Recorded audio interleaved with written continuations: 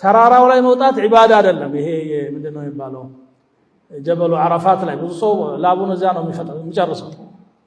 ሐጅ የሚሄድ ሰው ማድረግ የሚገባው ዝግጅት፣ አዳቦቹ፣ ስንቅ ማዘጋጀቱ አስፈላጊ ናቸው የተባሉት ቅድመ ሁኔታዎች እስካሁን አውርተናል። ዛሬ ደግሞ አፈጻጸሙ ውስጥ ገብተን ጠቅለል አድርገን ነው የምናወራው። ግዴታውን ሱናውን ተፍሲል ሳናረግ እንዲያውም ሙሐረማቱን ለመጥቀስም ጊዜ ስለጠበበ አልቻልኩም። ጠቅለል አድርጌ አነሳለሁኝ። ሐጅ ማለት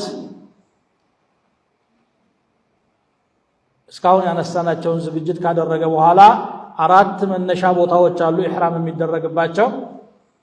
ከነዚያ ነው የሚነሳው።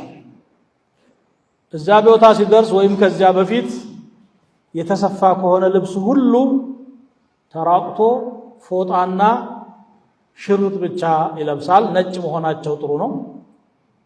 መውቂቶቹ ቦታዎቹ የጊዜ ገደብ አለ። ጊዜው ከሸዋል ጀምሮ እስከ ዙልቂዕዳ 10 ባለው ጊዜ ውስጥ ሐጅን መሐረም ይችላል። ዙልቂዕዳ 9 ነው ለነገሩ፣ ዓረፋ 9 ላይ ነው የሚጠናቀቀው። 10ኛው ሌሊቱም ዓረፋ ከቆመ ይበቃል እና ሌሊቱ ታይቶ ነው። 10ኛው የዒድ ቀን ነው።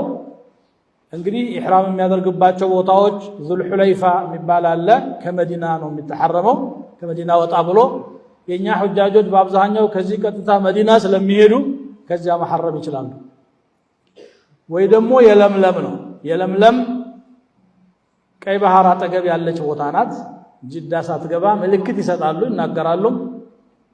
ጅዳ ለሚገባ ሰው ከየለምለም ይሐርማል፣ እዛው አውሮፕላን አይሆኑ።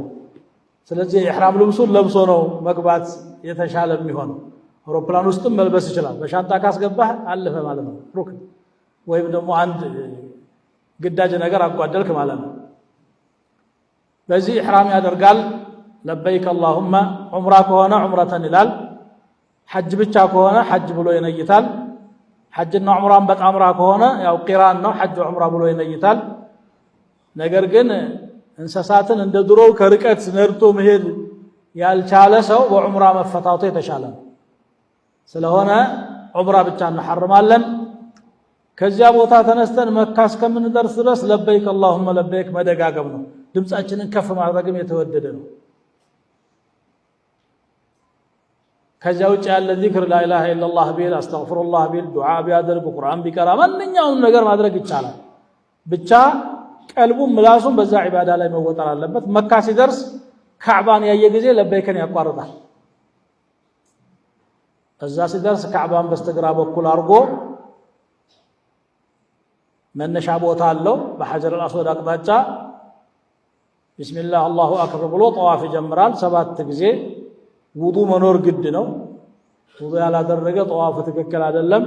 በመሃል ውዱ ካፈረሰ ከመሃል አቋርጦ ሄዶ ከደረሰበት መጀመር ይችላል።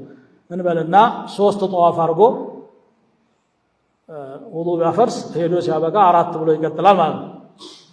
በዚህ መልኩ ጠዋፍ ያደርጋል። ጠዋፉን ካጠናቀቀ በኋላ 2 ረክዓ መቃሙ ኢብራሂም አጠገብ ወይም ካልተቻለ የትም ይህን ሱና ለመስራት ወንድሞቹ ጋር መጋፋትና መጎዳትም መጉዳትም ስለሌለበት ከዚያ በኋላ ወደ ሳዒ ነው የሚከደው። ሳዒ እንግዲህ ከሶፋ ነው የሚጀመረው። ሶፋ ላይ ሲደርስ አያውን እንቀራለን። ኢነ ሰፋ ወልመርወተ ሚን ሸዓኢሪላህ። ሐጅ የምትሄዱ ሰዎች በደንብ ተምራችሁ እንጂ አትሄዱ። ይሄ ሽርሽር አይደለም፣ ዒባዳ ልክ እንደ ሰላቱ። እዚያ ላይ ይጀምርና ወደ መርዋ ይሄዳል። 1 ተብሎ ይቆጠራል። ከመርዋ ወደ ሶፋ ሌላ 2ኛ ነው። እንዲህ ያለ መርዋ ሶፋ ላይ የጀመረው መርዋ ላይ ያጠናቅቃል። ከዚህ በኋላ ጸጉሩን መላጨት ወይም ማሳጠር ነው። ዑምራ ተጠናቀቀ ማለት ነው።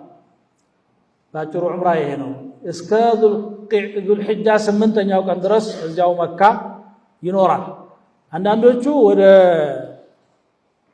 መስጂድ ዓኢሻ እየሄዱ በየቀኑ አዳዲስ ዑምራ የሚሰሩ አሉ። እሱ ተፈላጊ አይደለም። 1 ዑምራ ካደረክ ይበቃሃል። ባይሆን ጠዋፍ ማብዛት ይወደዳል። ጊዜ ካለ